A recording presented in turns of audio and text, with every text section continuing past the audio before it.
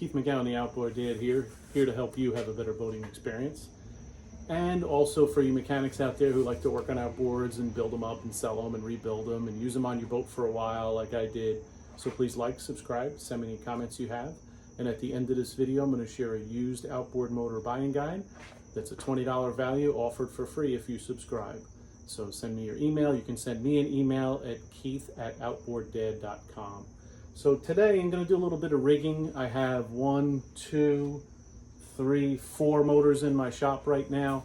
That's usually the extent of what I want to have going at one time. One of them is a full rebuild, as if you've been following for the Mercury, I want to get back to.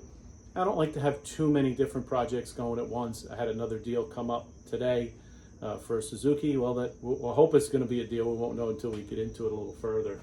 But I'm going to do a little bit of rigging. I only have 2 stands that I built. I don't want more stands around here. I can store motors outside and cover them up. So we're going to go ahead and take this midsection off and we're going to store this. But before we do, I want to take the lower unit off. Now maybe it would have been a good idea for me to take the lower unit off before I remove the engine block, but here we are.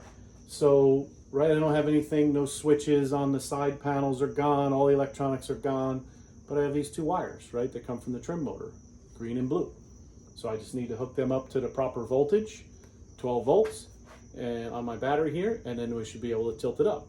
So if it goes the wrong way, if it goes down, then I just switch my wires, right? So we're just changing the polarity of the DC volt motor. That's all your trim relay does, by the way. When you push that little button, it sends 12 volts to the trim relay and closes it so that 12 volts negative and positive goes this way. And then when you hit the down button, it goes positive negative the other way. That's all that relay is doing. So let's see if we can crank this up. We'll pull this lower unit off and see what it looks like as well. I didn't even take the drain plug out for the oil yet. So let's do a couple tests on it. We'll get this midsection off of this stand because the Johnson 150, I have a guy coming over to take a look at for sale, possibly buying it. So he's probably going to want to hear it run, so I want to get it put together. So let's hook up our wires to our battery here. And that's down, so I'm going to switch my wires.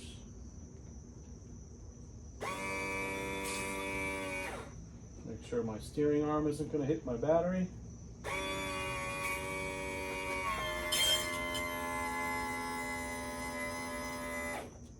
Now to make it a little easier to remove our lower unit, so let's do that. So now we'll go ahead and start loosening up our bolts. We'll see how they come loose, or if they come loose, or if we break them. Usually we don't. And we'll get this lower unit disconnected and we'll inspect it, inspect the water pump. We'll learn a little more. Maybe the water pump is cooked and that's why this motor overheated. So let's see what it looks like inside. Looks like we need a little more of my patented impact wrench. This one looks like the whole stud is coming out.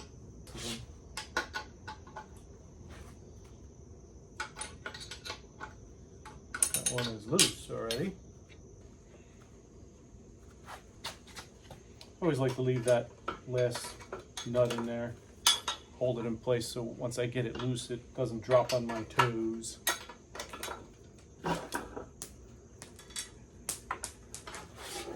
Let's put this in the vise, pick up my nuts and washers.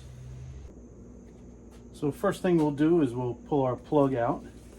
Mind you now, I haven't bought any parts for this motor yet. This is the one that had the bad cylinders and we're going to rebuild. So let's check everything. See what comes out of here.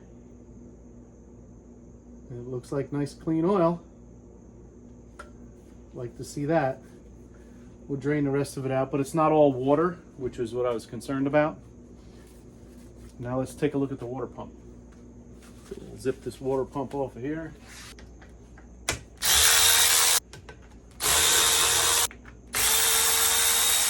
These Mercuries, they have this one plastic screw on the front. Well, plastic, not plastic screw, but one 5/16 screw. Get these washers off so we don't lose them. If everything looks okay, I'm just going to reassemble it loosely just to put it aside while we work on our engine block.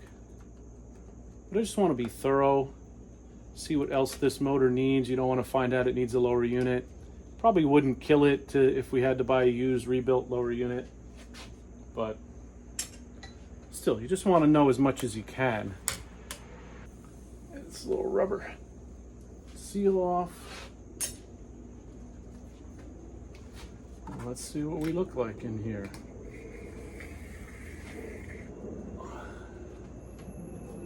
Doesn't appear to be burnt up. Actually, the water pump doesn't look bad at all.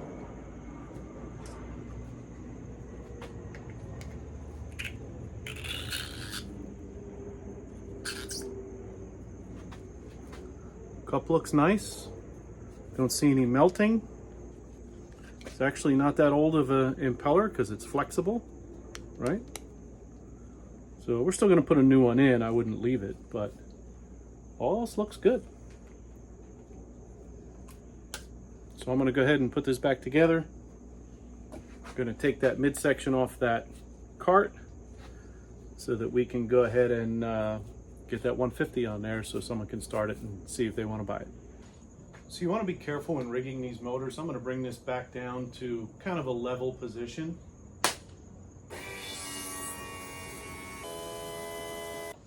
Pretty close. So I'm going to rig this off of here, put it aside, and then we're going to get our 150 on here and get it set up to run it, get my key switch on it. We have the battery already here, hook up the battery cables, get my hose ready because tomorrow someone's going to come look at it.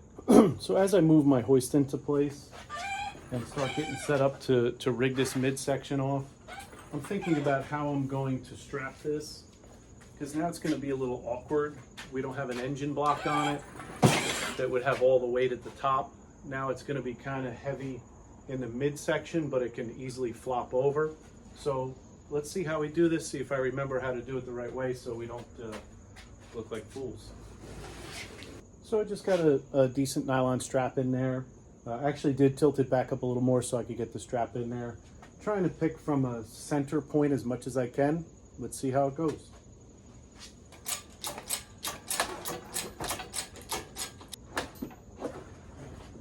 So now that I have it kind of situated, I can go ahead and drop it down on a flat surface here, put it out of the way in the shop, and then it's safe.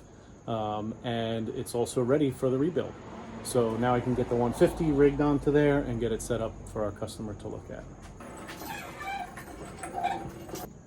So see, I do as much as I can without using my back and use the tools. Yeah, it may take me a little longer, but so what? Don't try this at home.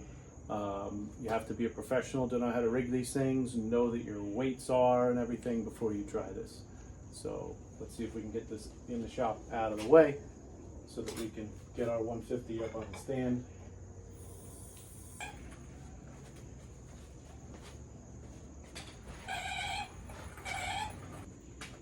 Now since I put my wheels, I was able to just roll that motor right over here. So we'll rig this one up and get it on the stand. Just making sure it's all right. Sometimes the hooks or shackles can get bound one way and we lift it up, they can pop. So I just wanted to make sure it was straight. So please like, subscribe, send me any comments that you have. Remember, I'm Keith, the Outboard Dad, here to help you have a better boating experience.